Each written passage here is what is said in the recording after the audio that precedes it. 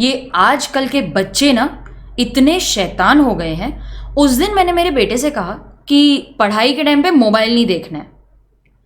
कल मैं देख रही हूँ कि पढ़ाई के टाइम पे वो मोबाइल पे गाने सुन रहा है। तो मैंने उससे कहा कि बोला था ना तुमको कि पढ़ाई के टाइम पे मोबाइल नहीं देखना है। तो मुझे बोलता है मम्मा मैं मोबाइल कहाँ देख रहा हूँ, मैं तो सिर्फ गाने सुन रहा हूँ ना, मैं देख कहाँ रहा हूँ। I just looked at him and I wandered कि मैंने जो कहा उसका उसने वैसे का वैसे इंटरप्रिटेशन किया, लेकिन कितना शैतान है, कितना मिस्चीवियस है।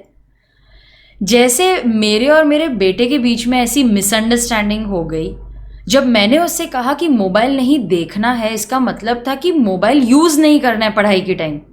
तो उसने क्या किया, उसने लिटरली इंटरप्रेट कर लिया कि देखना है मना है ना, मैं गाने सुन तो सकता हूँ ना। जैसे हमारे बीच में मिसअंडरस्टैंडिंग हो गई, वैसे लॉ पढ़ते टाइम पे भी ऐसे बहुत कन्फ्यूजन हो सकता है। See law is written in the English language and English language is very confusing. एक ही वर्ड के कितने सारे मीनिंग्स, कितने इंटरप्रिटेशंस हो सकते हैं ना।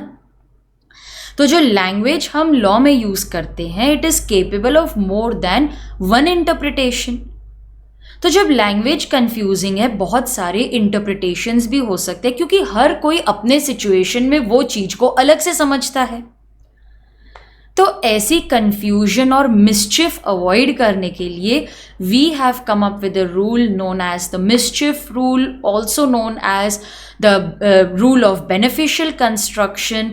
पर्पसिव कंस्ट्रक्शन भी बोलते हैं या फिर उसे हेडन्स रूल भी बोलते हैं। एक ही कॉन्सेप्ट को कितने सारे नामों से जाना जाता है। So the mischief rule, also known as the purposive construction और beneficial construction, also known as the Heydon's rule. ये कब अप्लाई होगा?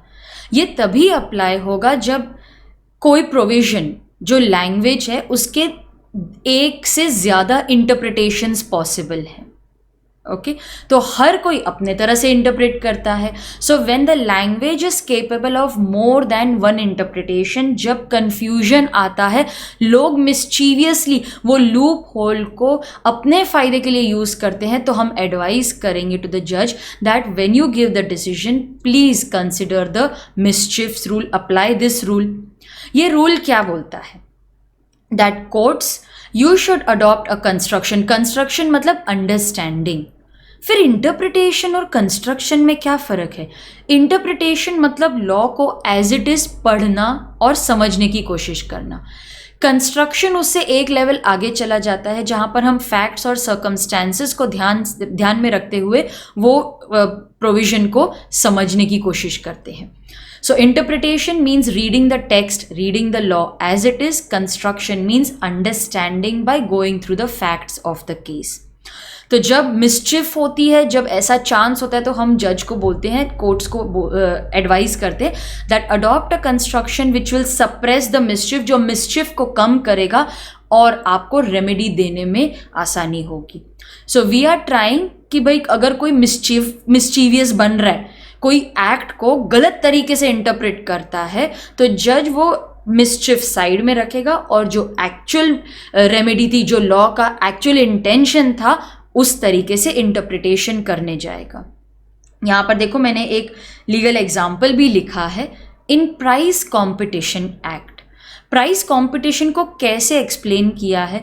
Price competition means any competition in which the prices are offered for solution of any puzzles based on building up arrangements, combination, permutation of letters, words and figures. जैसे आप picture puzzles की बात कर लो, word puzzles की बात कर लो, जहाँ पर आपको अरेंजमेंट्स बिल्ड करने हैं, कॉम्बिनेशन, परम्यूटेशन अप्लाई करना है, ऐसा करूं कि वैसा करूं, ये इधर आएगा तो नहीं, वर्ड नहीं बनेगा तो ऐसा, जहां पर आप परम्यूटेशन कॉम्बिनेशंस अप्लाई करोगे, that is covered in price competition.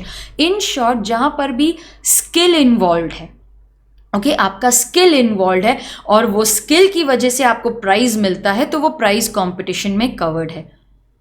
अब इसका एक और इंटरप्रिटेशन भी बनता है जो थोड़ा मिस्चीवियस लग रहा है हमें, गैम्बलिंग।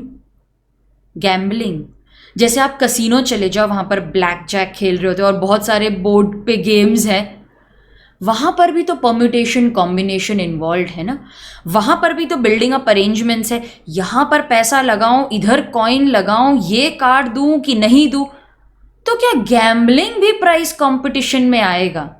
अगर ये सवाल कोर्ट्स के सामने आ जाता है तो फिर वो अपना डिसीजन कैसे देंगे?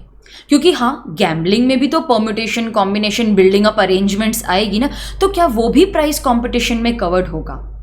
ऐसे सिचुएशन में हम कोर्ट्स को एडवाइस करेंगे कि जब एक एक्ट के 2 या 3 इंटरप्रिटेशंस पॉसिबल हैं, तो आप वही इंटरप्रिटेशन लेना जो वो लॉ के, जो वो एक्ट के ट्रू सेंस को प्रिजर्व करता है, उसी हिसाब से रेमेडी देना। जो मिसचिफ है ना, उसको सप्रेस कर देना। तो जब कोर्ट्स अपना जजमेंट देंगे तो वो क्या चीज़ों को मायने रखेंगे? What will they remember? What is the method that they will use while giving their decision? What was the law before making this act? क्योंकि वो प्रीवियस लॉ में ज़रूर ऐसा कुछ मिसचिफ होगा ना, इसीलिए ये एक्ट में उसे सप्रेस करने की कोशिश की होगी। तो जानने की कोशिश करो कि प्रीवियसली क्या लॉ था। What was the mischief or defect for which the law did not provide? ऐसा प्रीवियस लॉ है ना जहां पर इस मिसचिफ को उन्होंने प्रोवाइड नहीं किया होगा, तो इस लॉ में ज़रूर वो मिसचिफ को एड्रेस किया होगा। What is the remedy that the act has provided? क्या रेमेडी दी है एंड वो रेमेडी का रीज़न क्या है? तो ज़रूर एक्ट में ये गैम्बलिंग को इंक्लूड नहीं करे वो कुछ लिखा होगा, तो वो ढूंढने की कोशिश करो। Try to go with that interpretation, उस इंटरप्रिटेशन में जाओ जहाँ पर मिसचिफ कम होती है और आप रेमेडी दे सकते हो। तो आई होप आपको मिसचिफ रूल समझ में आ गया होगा। If you like this video so do like, share and subscribe to your channel theory masters learning. Hit the bell icon ताकि आपको ऐसे इंपॉर्टेंट वीडियोस की नोटिफिकेशन मिलती रहे।